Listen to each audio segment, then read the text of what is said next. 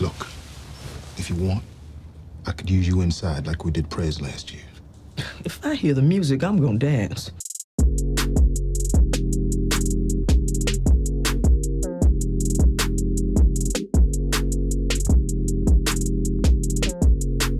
Welcome back to the Reminisce Review. I'm Christina. And I'm Miguel. On this episode, we're talking about Season 2 of The Wire. It's possibly the best or the worst season of The Wire, depending on how you feel about the show. So we're going to be talking about that this week. You ready? I'm ready. Let's go. Okay, so we're going to start with how Season 1 ended. In your opinion, what were your thoughts on the ending of Season 1? So my thoughts about the show was that I enjoyed it. It was good storytelling, great acting. I had already become a Wood Harris fan, just seeing him in Paid in Full and Above the Rim. And it's just funny to watch him play like various drug dealers, basically. Overall, I enjoyed the show. It was pretty good. I wouldn't say it was my favorite show or anything like that, but I thought it was really good. I was just drawn into it immediately. Right. Because I like that kind of stuff. And It was really well done. So I was excited about seeing where this story was going to go. Season 2. When we were preparing for this episode, I actually rewatched the last episode of Season 1. Okay. Just to kind of remind me of where it ended just before Season 2, which is going to be the focus of today's conversation. Right.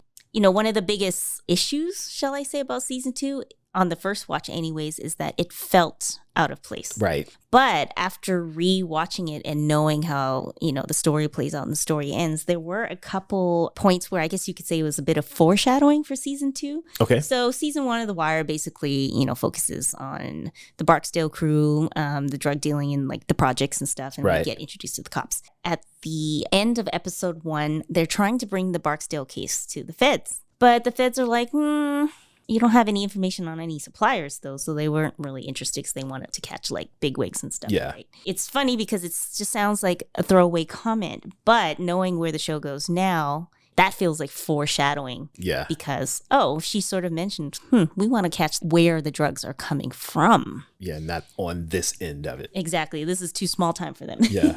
And then in the closing scene montage, you actually see drugs being sold in white neighborhoods by white drug dealers, which we had not seen at all throughout Season 1. So these are things that I don't think you would notice, and I certainly didn't the first time I watched it. Yeah, I didn't either. And I don't even think I saw it the second time we watched it. It wasn't until this third time when I was preparing for this episode and really like trying to look out for stuff. I didn't catch it until you mentioned it. Yeah, so there you go.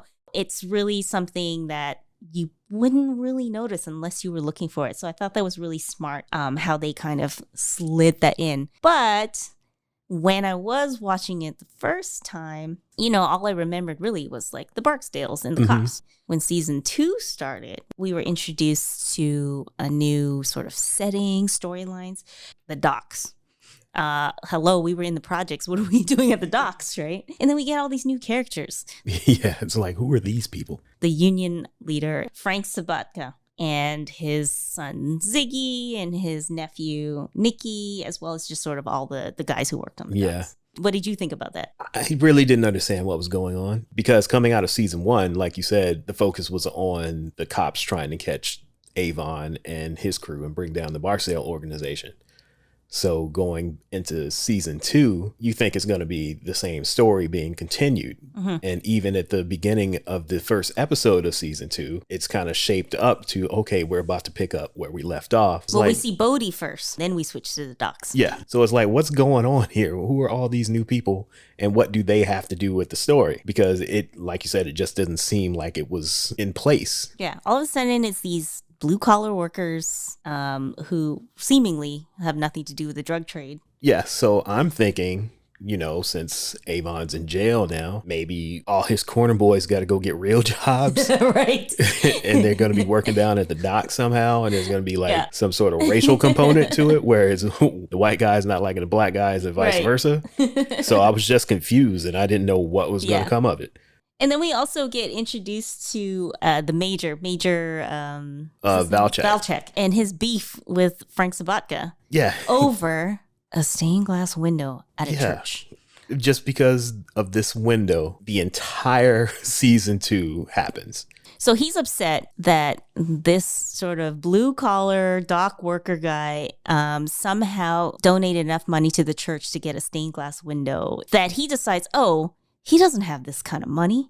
He must be doing drugs or something illegal. So he sets up a whole detail just because of a beef over a stained glass window. So not only is that silly, now we know that the Sabatkas are somebody important, or at least we have an idea that somehow he's going to be the focus in this season. So you're like, what does this have to do with anything? Yeah. The episode basically ends with them finding dead girls in a container. So we're like, all right. I mean, we saw Bodhi at the beginning, but there's no drugs.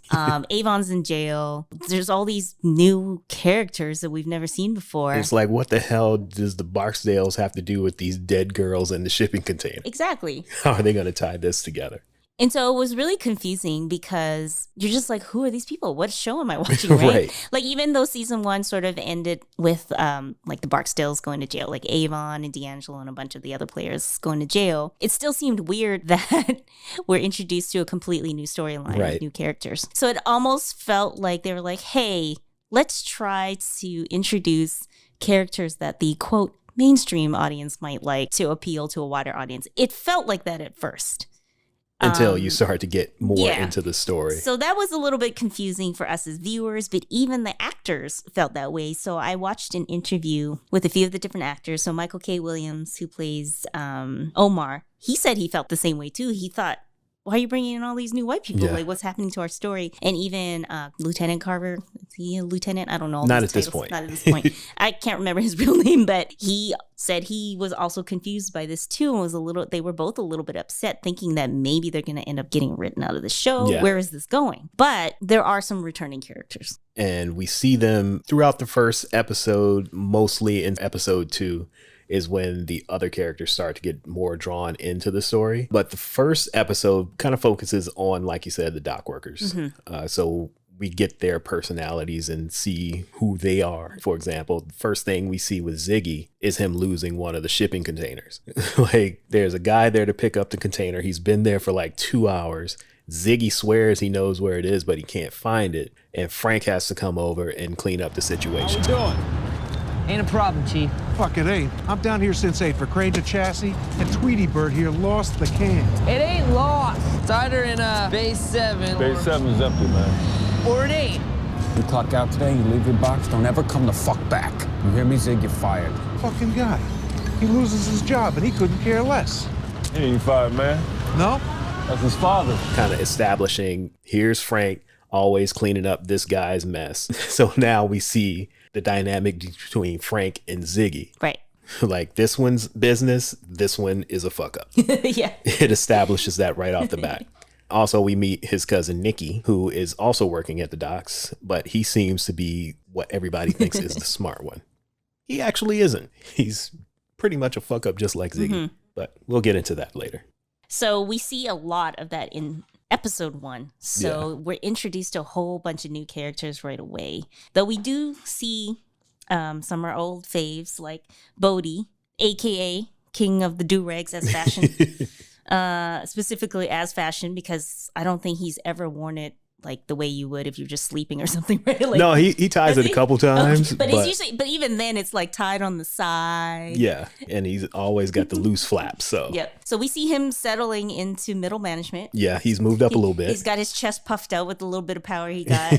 He's got Stringer's ear a little bit more. He's feeling good. Yeah. He's still a prolific spitting skills. The spit champion. Yep. Just to emphasize his point.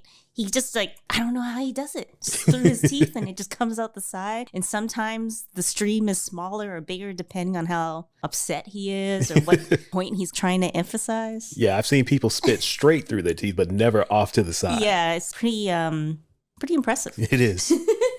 Some of our other old faves. Stringer, he's now in charge.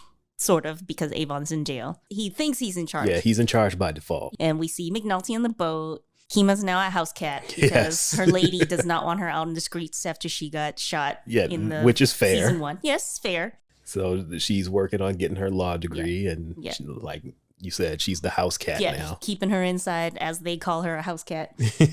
Freeman is now partners with Bunk Yeah. in homicide. Yep, he's gotten out of what was that unit? The like forfeiture or something like that. Yeah, something where he was just in the basement all the time, making his little wooden with his new desk. lady. Chardine, not quite a stripper, is but not now quite living not a with stripper. him. Yep.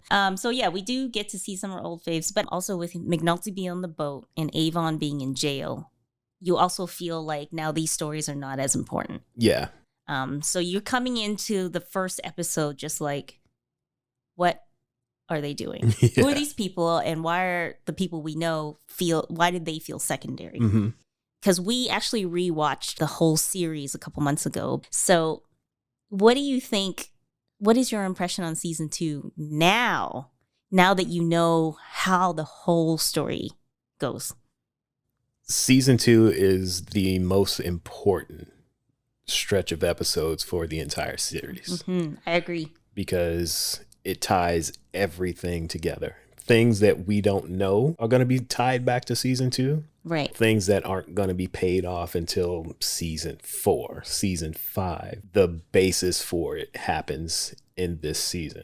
Because now we see that all these new characters that have been introduced has allowed them to tell a much richer, fuller story than just drugs in the projects. Yeah. It's like, nah, you need some Europeans, you need some Colombians, you need some like political corruption, you need some police corruption, like you need a lot of stuff. This thing is bigger than Nino Brown. You need, yes, it is. You need some people with real money and real power to get this cracking, right? Exactly. Not only that, we're introduced to people who will become major characters. So in addition to all the doc guys and the Greeks that we just talked about, we see Prop Joe, who is super important. Yes. We see Brother Muzon, who is also going to be important. Very important. We see Bunny Colvin. For the first time, Big Bunny shows up. Yeah, Big Bunny shows up.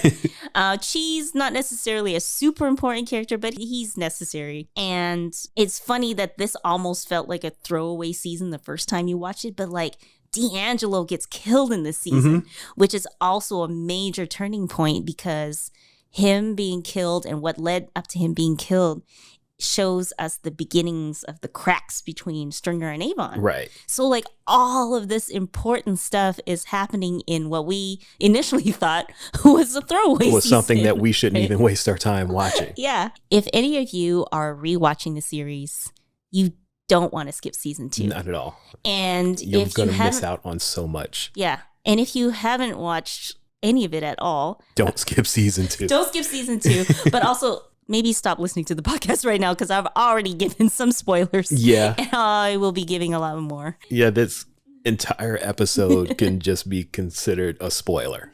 Yeah, so come back to this if you haven't watched it at all. Right. And if you're rewatching it, again, make sure to pay close attention to all of it, but especially all season the 2. details, because like Jonathan Abrams' book about The Wire says, all the pieces matter. So remember that. Keep that in mind, because no matter how small something seems, it means something. Everything is there for a reason.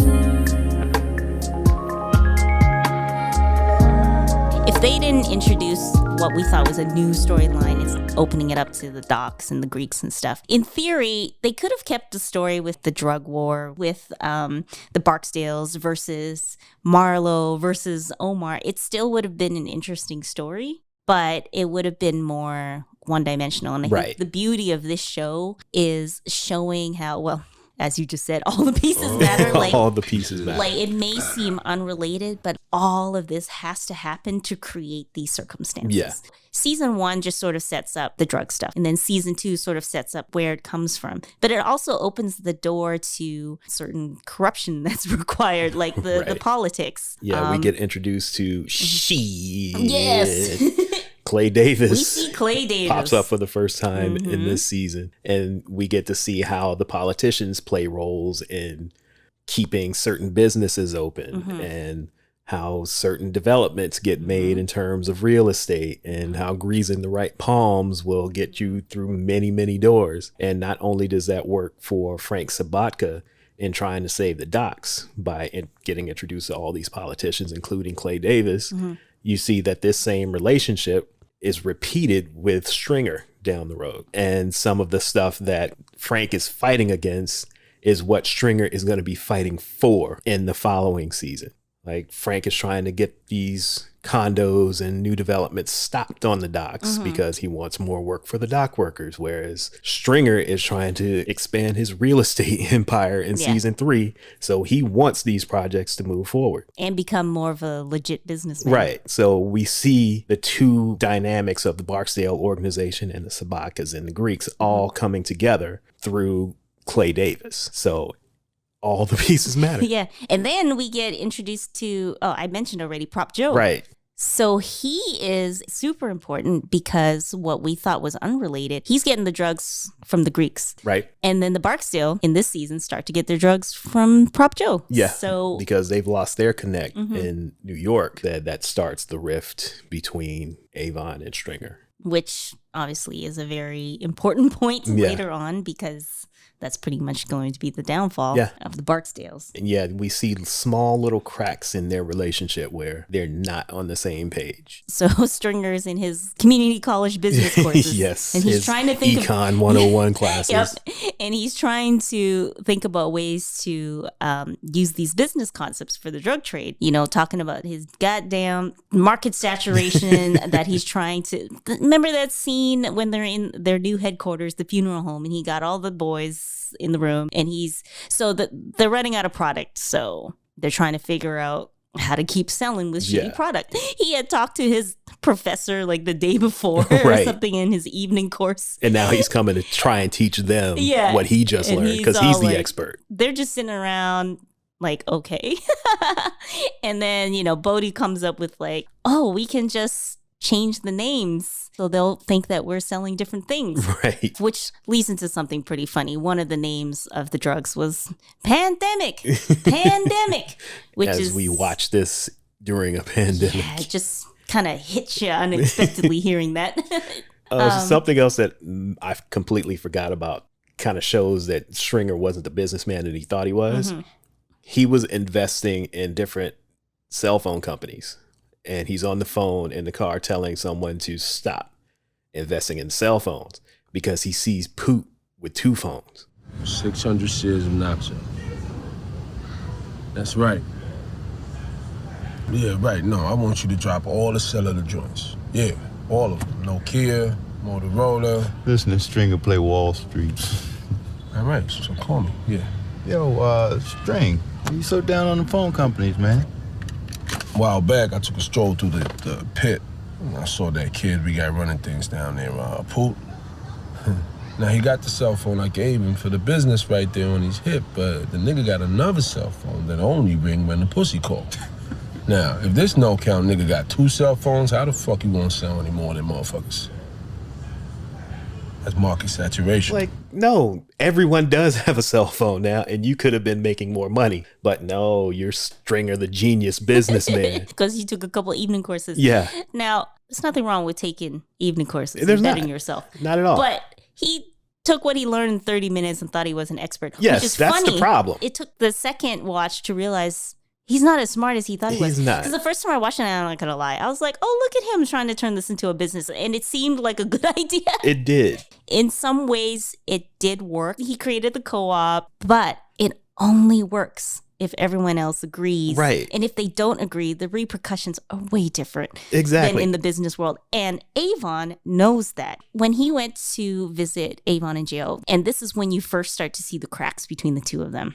And this is in season 2. He's trying to convince Avon that they need to work with Prop Joe because Prop Joe got the product. And he's dead set against it. Stringer's trying to use his little business school speak again. And then Avon's like, I don't need to hear that business school stuff. And he says, the streets is always going to be the streets. Right. And the thing is, you're made to believe that Stringer is smart because Right. he's going to school and he's applying business logic to it. And But Avon's just this gangster. Yeah, Avon's just a gangster. He's just a hood guy, whatever. Avon is smart because he He knows is. when these situations going to apply. Right. So he's like, you can give me all this business speak, but it's just not going to work that way, right? As we see with Marlo later on, that you can create this co-op and apply your business principles, but once you meet a gangster that's not down with that, Then he's going to mess everything up. this is not a business deal where you can just find a new business partner. He's Right. just going to come and kill you or something, Exactly. right? These Like- are life and death circumstances. Right.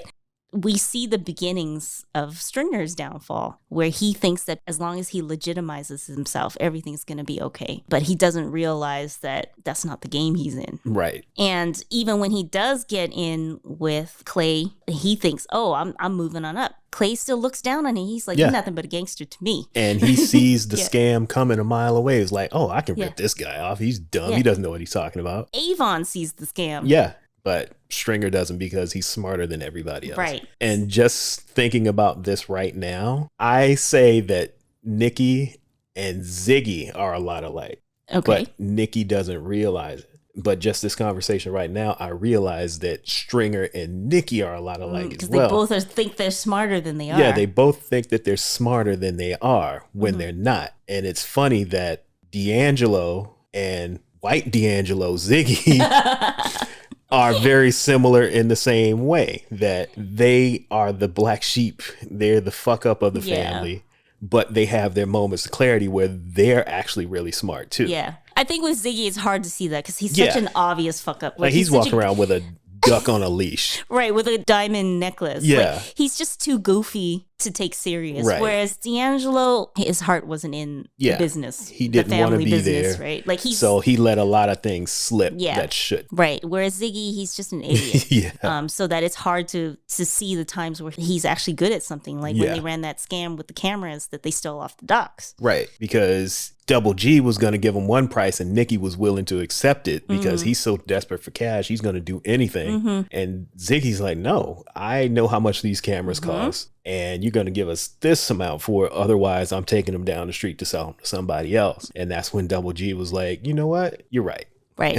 I agree to your terms. We can go ahead and make this deal. But Ziggy being Ziggy, he takes one of the cameras and takes Double G's picture. It's like, you can't be taking pictures of criminals with digital cameras. So that's the highs and lows with Ziggy. Like he'll do something really smart and surprise you. And then 30 seconds later, fuck it up. Well, those highs, those are far and few in between. They were. Unfortunately, too. But his highs were actually bigger than Nicki's high. We see sparks of what maybe he could have been if his circumstances were different. Yeah. Like if Ziggy was part of the Barksdale organization, he probably would have had a better outcome. What? No. I'm working through this because think about it.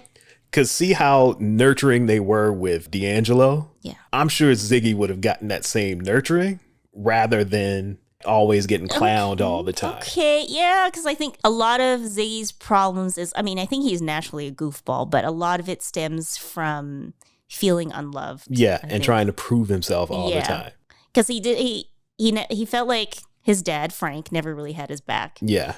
And everyone at the docks was always picking on him and making fun of him stuff. Which some of it he brought on himself. He did. But it also still wasn't necessarily nice how they picked on him. Yeah, he was just the easy target. Yeah. Whereas for his cousin Nicki, he was the golden boy. Everybody, oh, Nicki's so smart. Nico, the Greeks loved him. The Greeks loved him. The guys on the docks loved him, but Ziggy's the fuck up. Nicki was a piece of shit. He was probably one of the worst characters, actually. He was. Because he was so mean to his baby's mother, first of all. He cared about Ziggy. He did try to take care of him, though. But back to what we were saying, he was not as smart as he thought he was. No. But not only that, another interesting side to this story is seeing the difference between how, I guess, like the white criminals see themselves versus the black criminals.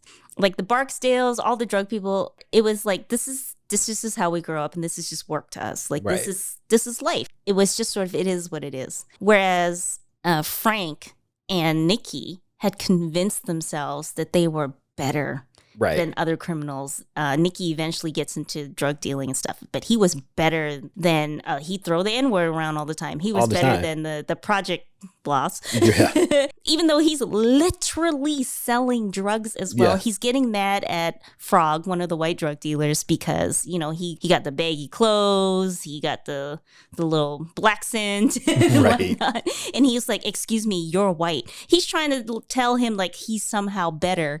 And it's like, you all are literally doing the same thing. Yeah. But to him, he's just like, no, like, I'm just doing this because, you know, it's hard times out there working on the docks and I just need money for my baby and my girlfriend. He somehow convinced himself that he's more noble. Right. While simultaneously looking down at people who are doing the same thing as him, but because they're black, it somehow works. Yeah, because Ziggy came to him first with the idea to do it. And that's when he was like, no, I'm not going to be out on the corner like some project niggas. Mm-hmm. And Ziggy's like, no. Oh, no, he dropped the hard ER. He did. And Ziggy's like, no, we need money. Right. We broke. Let's go over here and get this package from White Mike. We go flip it, make some money. Everybody wins. And Nicki's dead set against it. Yeah. But by the end of like episode 6 or 7, instead of taking cash for a payment, he takes half cash and half heroin. Because now I'm not actually a drug dealer. I'm just the middleman. It's like, no, you're the same as everybody you say that you're against. Exactly. And making fun of Ziggy and telling him how stupid he is for doing it. Now you want to take over his organization. Because he went and got the deal with Cheese. He made that work with get Ziggy's money back from Frog. So that makes him feel, in his mind, he thinks he's Avon now. Yeah. But better than Avon because he's not black. Not in the projects. Yeah. And he's not on the corners. Right. But he always thinks that he's smarter than he is because he has these people propping him up, telling him that he's the smart one, when that could have been Ziggy too.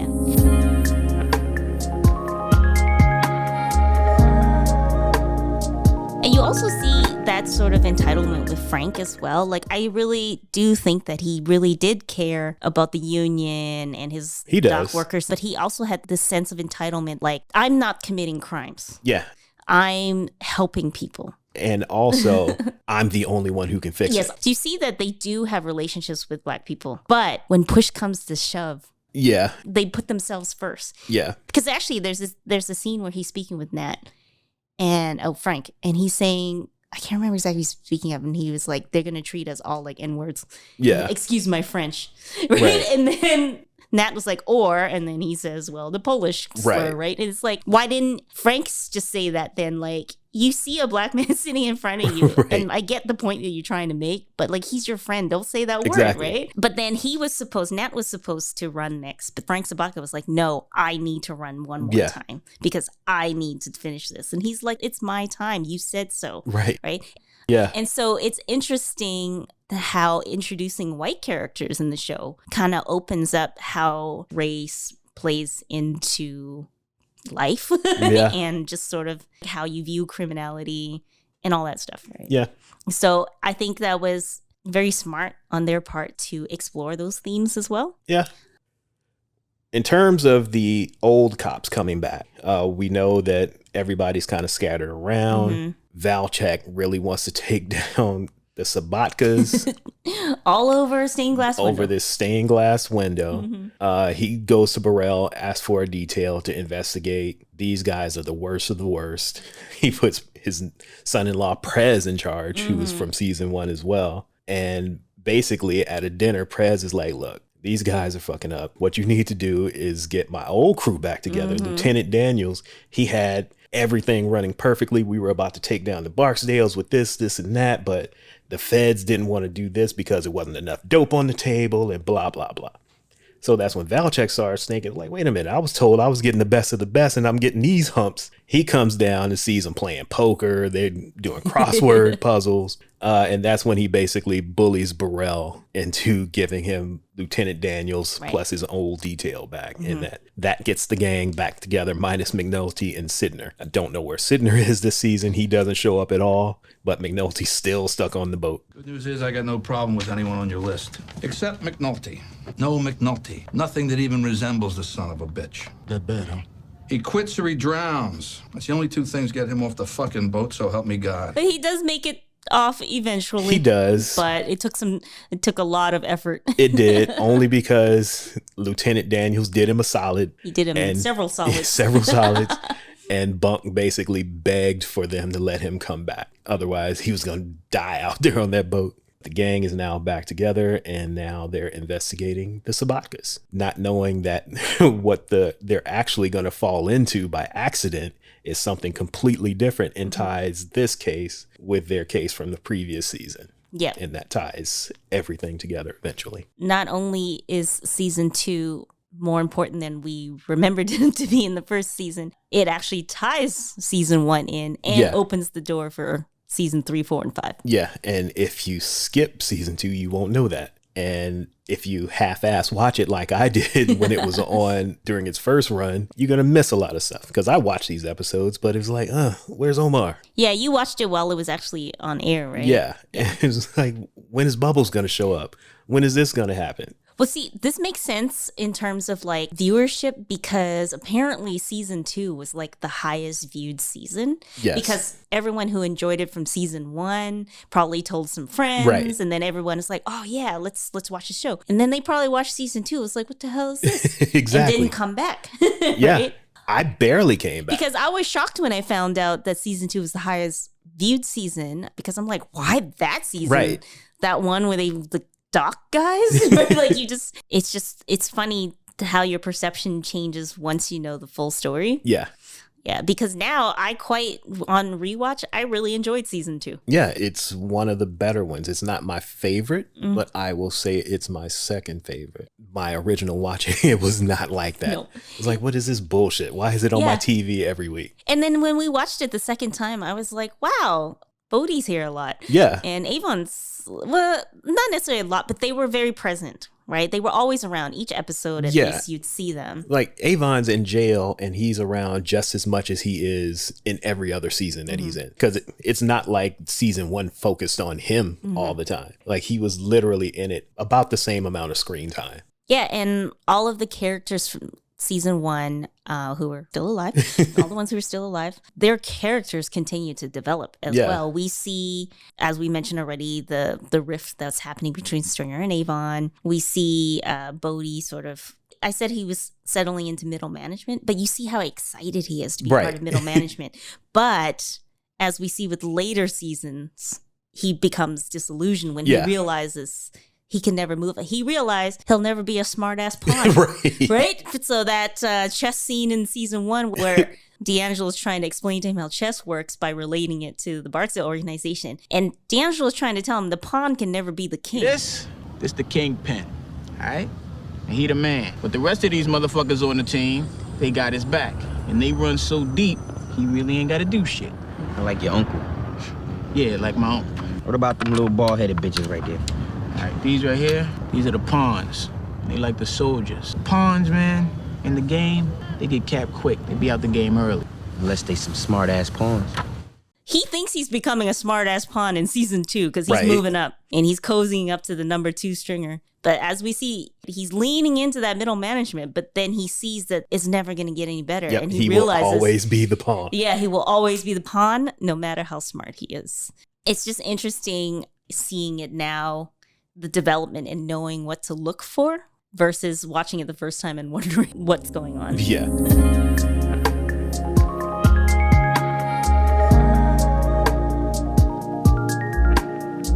So, what was your favorite season then? My favorite season was probably season 3, just because, and I would say this because on this rewatch when we did it earlier this summer, knowing how season 2 ties everything together, I didn't get that the first time. Like, I like season 3 for different reasons the first time I watch it, because it's like, okay, all my favorites are back. Whereas this time it's like, I see how the bridge between 1 and 3 makes sense. It's my favorite for 2 entirely different reasons, which is weird. Okay, so then what are your favorite moments from season 2? It's just a bunch of little things, like when Beatty and Bunk are having a conversation about something. I don't even remember what they were talking about, and she just goes, "Me too." Well, they had one hell of a dice game going on below deck. But them boys popped them girls out of that can. You talk to the crew? In what language? Crime scene? Nope. Anybody missing? 2 guys jumped ship. One in Philly, one in Norfolk. But that shit happens all the time, apparently. That bothers you? Yeah, a little. Me too. Yeah. I had to rewind it. It was like, did she say that? And then I hear her say it again. Yeah. in another episode when they're counting the containers. She's like 1, 2. Well, it's just funny because first watch, I didn't know what a Baltimore accent was supposed to sound like, but rewatching it, I've been catching a lot of those little ooh sounds and stuff. And also now you can really tell who is a real Baltimorean versus the ones who aren't, because like I remember my mind being blown when I found out Idris Elba was British. Yeah. But now rewatching, I'm like, oh, that accent was bad. It was. Like, I don't know what his accent is supposed to be. But just general American. yeah, because it doesn't sound like anything. He's general Black American. Yeah. It's like, is he from Baltimore? Is he supposed to be from New York? It's like, what is this accent? Like, none of it makes any sense. Right. Like, Snoop is so Baltimore. Yes. Right? Now that I realize they're not just trying to whitewash the show, I can actually like enjoy it for what it is. Right. So I actually really like a lot of things that happened with the new characters. Just little small things like the doc guys had all these nicknames. Yeah. You had Big Roy, who is the small guy. And he's like, not you, small. No. Little Big Roy. Little Big Roy, who was the big dude. Yeah. And then there, of course, Horseface. Yes. Which is funny that his nickname is Horseface, but then he got a further nickname. Sometimes they would call him Horsey. Yeah. Or just Horse. And as BD says, when they asked him how'd he get that nickname, and BD's like, do I have to explain it to you? Yeah, just like look at him. And then there was your favorite New Charles. Yes. New Charles came to be because old Charles was crushed by a crate and killed. So now he's New Charles. And then New Charles lost his leg by getting crushed by a crate. So they renamed him Tilt. It's the circle of life. There were some other pretty good ones too, but now I can't remember off the top of my head. But everyone had. Yeah, Ziggy, Johnny 50. Oh, there was like Big Nose or something like that too. Yeah. Something Nose. And I also realized that I really like Sergei's character. He's like the muscle for the Greeks. Yeah. But he was Sergei was good. Yeah, Sergei, he was a very one-dimensional character, but he really leaned into it. He was just like, I'm muscle and I enjoy that. Yeah. And so when White Mike was asking him about a dead body, he was like, did he have hands? Did he have a face? Yes? Then it wasn't us. it was like he was offended that White Mike would actually ask him to do that, because after he hung up the phone, he's like, idiot. Yeah. And then we get introduced to the white on white racism, where everyone just calls him Boris and just assumes he's Russian. He's like, it wasn't even like from Kiev. Yeah. And they're like, same difference, Boris. He's like, why Boris? Why always Boris? It's like, what is Rocky and Bullwinkle? He's like, Sergey. And Sergey actually has a role later on when he connects Avon and Prop Joe with Marlo, because Marlo actually makes the connect to go see Sergey, but Avon's sitting there when he shows up. So a lot of foreshadowing in season 2, as we've been talking about. Things just sprinkle out from season 2 all through 3, 4, and 5. Also, one of your other favorite scenes in the season, Omar in the courtroom. Which is the greatest scene in the history of The Wire. The best witness ever? Of all time. He had the jury in stitches with his colorful storytelling and his way of speaking. Yes, he just laid everything out. And a lie, too. Like, he didn't even see Bird with the gun. He's just out for revenge, but he sold it so well that it still got Bird convicted. But when they asked him, what do you do for a living? And he's like, I rip and I run. And so Levy, the lawyer for the Barksdales, is trying to paint him as like, oh, he's just some violent person who's like, he's not a credible witness. He's just... And he's only doing it because he got arrested and he's going to get some time off. And Omar's like, no, I didn't get arrested for anything. I just don't like him. Exactly. When he was trying to paint him as like a villain, he asked him about his attempted murder charge. He's like, that wasn't attempted murder. And he said something about I just shot him in hind parts. Followed by one count of attempted murder and use of a handgun in commission of a felony. That wasn't no attempt murder. What was it, Mr. Little? I shot the boy Mike in his hind parts, that all. Fixed it so he couldn't sit right. Why'd you shoot Mike in his hind parts, Mr. Little? Well, you see, Mike thought he should keep that cocaine he was slinging and the money he was making from slinging it. I thought otherwise. So he was such a star witness that he earned a get out of jail free card. A literal get out of jail free card. The prosecutor actually gave him her business card, was like, all right, anything up to assault, give me a call and I'll get you out. Also, another one that I liked is when Brother Muzon shows up for the first time. Also leading into this rift between Avon and Stringer. He didn't know that Avon had called for Brother Muzon to come up. And he goes straight to the towers and was like, you know what? All these Prop Joe people need to get up out of here because this is what Avon wants. So Cheese is trying to stand up to him. And he shoots him in the shoulder with the pellets. And he's like, in the middle of him trying to clown Brother Muzon, he just take a shot to the shoulder. First of all, we got permission to grind in these here towers. Second of all, I don't give a fuck what the thing you need. Pellets in plastic. Bradshaw. What you need be concerned about is what's seated in the chamber now.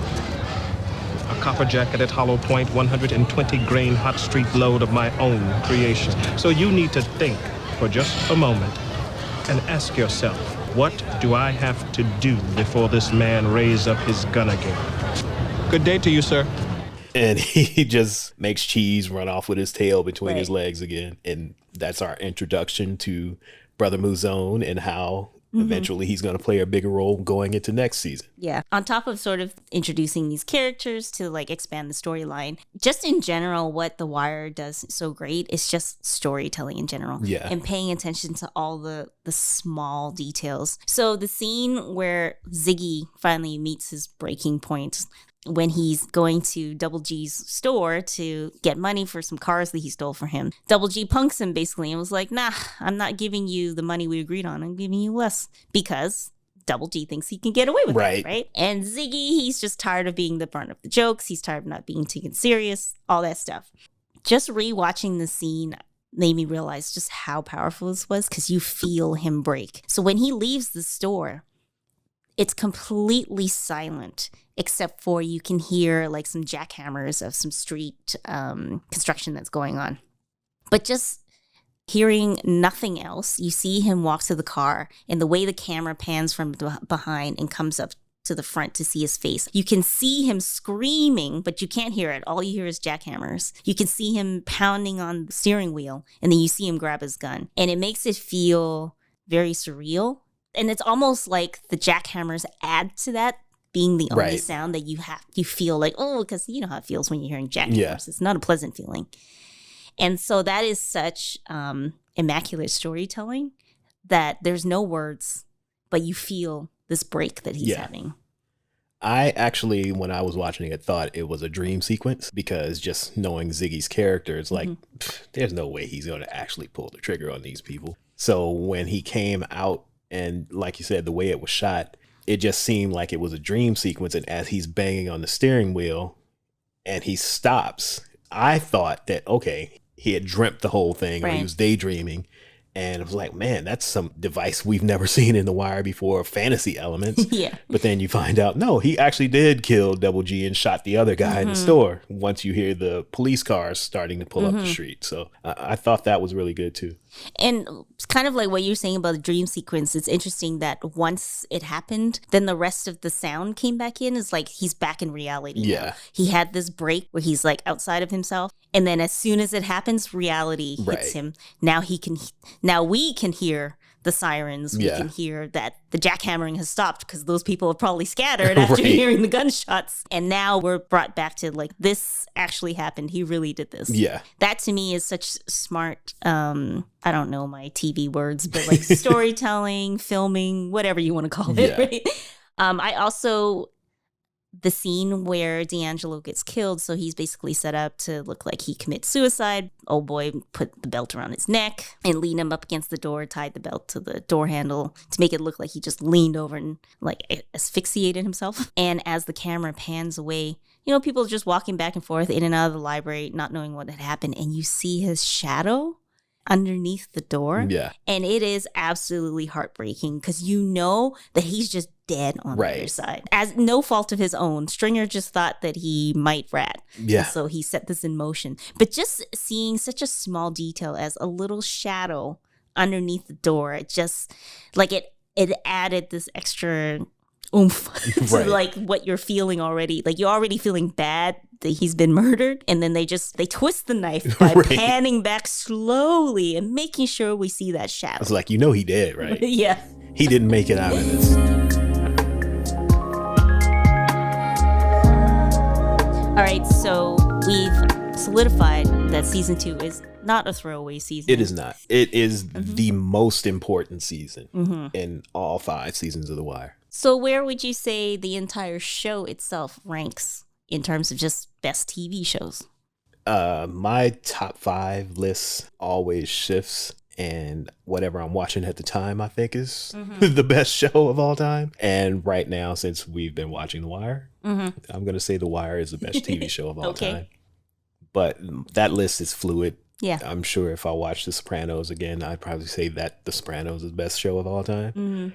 The difference between The Wire and The Sopranos, Breaking Bad, and stuff like that is the story changes every season with The Wire. And the focus changes. Yes. Yeah, the focus changes, but the story stays the same. Yeah, or it's continued. Yeah, whereas with these other shows, you're basically going to talk about Tony Soprano and his crew and the beefs that they get into.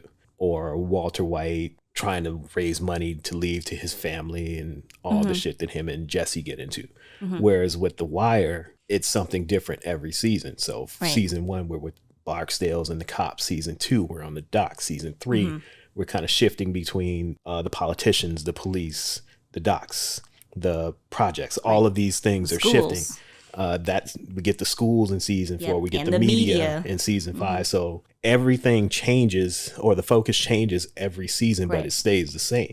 The focus changes to allow us to see how actually everything relates. Yeah, and how everything ties together. Which hence all the pieces matter, right? The only star of the show really is the city of Baltimore. Whereas everybody else is interchangeable, and it really doesn't matter who you are. You can be killed at any moment. No matter how big you think this person is and how important they are to the story, they can be gone instantly. Don't bother with any favors. Remember how heartbroken we were when Wallace was killed, only to get 5 more Wallaces in season 4? So don't get attached to people because they are not the focus. It might seem like McNulty is the star of the show because he's always there. He's always in the mix. He's always finds a way to be in the mix. The star of the show is the city of Baltimore. I think the power of it too was with you saying this. The star is the city of Baltimore. Is that they did take the extra care to, have real people also star in the show. Like Snoop was not an actor. She was an actor before that, and I believe that's how Snoop is. She went to jail for something. I don't think she's that She hasn't killed anybody. Yeah, I don't think she's that. She's not that far removed from the Snoop but I character. think in terms of the overall person, I feel like that is really Snoop. And they gave her the name Snoop. Like, that's literally her name. I mean, Felicia Pearson, but like her nickname is actually Snoop as well. And it's funny because some characters were not playing themselves. Yeah, so you have characters throughout the show that are based on real people. Like you have the real Avon in the show playing someone else. He was playing like the church dude, right? Yeah, he plays Deacon. And you have Jay Landsman actually playing another cop, while another person, an actor, plays Jay Landsman. Yeah. So things like that. So there's a bunch of like local people that were involved in like the history of Baltimore involved in this show. It actually made it feel more authentic rather than like, who's this person with this stiff acting or whatever. Right. Like, it just felt like, you're like, oh yeah, this person's really from Baltimore. Yeah. Because like you listen to the way Snoop talk versus the way Stringer talks with his general American accent. Right. Like you Default can tell, accent. you can like, now that we know and we're a little bit more familiar with Baltimore in general, when I rewatch it, I'm like, oh yeah, that person's like not a real actor. That's just a Baltimore person, right? Even though it's so very like Baltimore centric, I think what makes The Wire such a great show, the stories are transferable to other communities, other cities, because you get to know the characters as people that they almost feel like people you know. Right. People that you care about, because that's why you feel bad when they get killed. And so they're able to like draw you in emotionally. Like I remember when I watched in season 1 where Kima gets shot, it was already like 1 a.m. and I was like, I need to know if she dies. So if I watch another episode, I could still get 4 hours of sleep before work. Like I was so invested in the story, right? And in the people. And I think that's what makes the show so great, that we can watch this like 15 or plus years later and it still feels so relevant. It feels so current. If it wasn't for those long tees and them listening to Sean Paul all the time. Sean Paul and G Unit. And like using beepers and such. So if it wasn't for the technology, the music, and the fashion, like this could be now. Like this show could come out now and it would still be relevant. It would still be interesting. People would still want to watch it, I think. Yeah. To close this episode, I got one more question for you. Okay. They used the same theme song for all the seasons, but they had different versions of it. Right. So which one is your favorite version? My favorite is going to be the same as my favorite season. That's season 3 when the Neville brothers do it. Okay. That's my favorite one. That one was like the most upbeat out of the 5. So the original song is by Tom Waits. And they use his version in season 2. The first one is the Blind Boys of Alabama, and the Neville Brothers is season 3. My favorite part of that one, though, is like when he hits the high note where he's like, "If you walk with Jesus." And then season 4, which at the time, when I first watched it, early 2000s, it was some group called Dommage, and apparently they don't have any other songs, but they made like this hip hop version, and listening to it now, it sounds so dated. I didn't like it then, and I hate it even more now. Right now, it sounds so dated. It's terrible. And season 5 is Steve Earle, who plays he's in the show later on, plays Wayland, and I really like his character. So he plays like an AA leader, sponsor. He ends up being Bubs' sponsors. The way he speaks, he's just like so poetic. And there's a scene where he talks about why it's so hard to quit drugs, and it almost makes me want to take drugs because of the way he describes it. He said something like, it feels almost something like heaven, and I'm like, wow. Like whatever he said was way more poetic than what I just said, but I was just like, this man he knows how to talk, right? And so I don't know if maybe that makes me biased that I just like his version the best, which is season 5. I'd say my second favorite actually would be the Tom Waits version. Well, it's my second favorite for a different reason. It's because of the Third Base album. I never remember the name of the skit, but Search is pretending to be Tom Waits, and I didn't realize that was a real song until I started watching The Wire. But just hearing him butcher this song horribly is always hilarious to me, and I was probably 13, 14 when I heard this for the first time, and I thought it was hilarious. Right. So that's my favorite or second favorite for entirely different reasons. All right, we definitely got to add this to our companion playlist. Yes. So if you don't know the two versions, then I will have them back to back. Yeah, because when you showed it to me, it just makes so much more sense when you know the original song. Right. Because the song is ridiculous to begin with, but then you realize he's pretending to be somebody else. Yeah. That just makes it even better. All right. So that wraps up this episode of They Reminisce Over You. Make sure to follow us on social media. Instagram, @Troy Podcast, on the Bird, @Troy Podcast. You can check our website, troypodcast.com. You can see my fancy coding skills, which is yes, kind of my day job. See some little transitioning colors. Watch it change colors.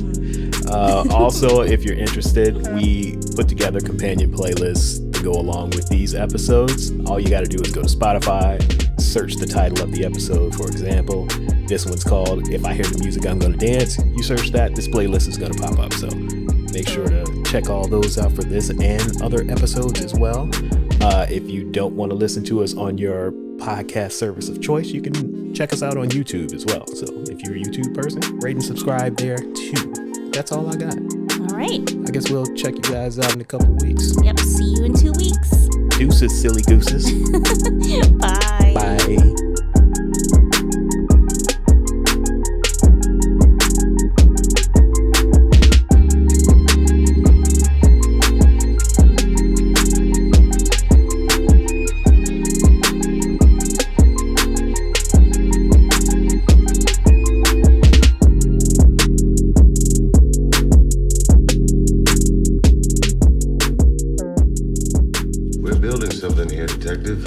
We're building it from scratch. All the pieces matter.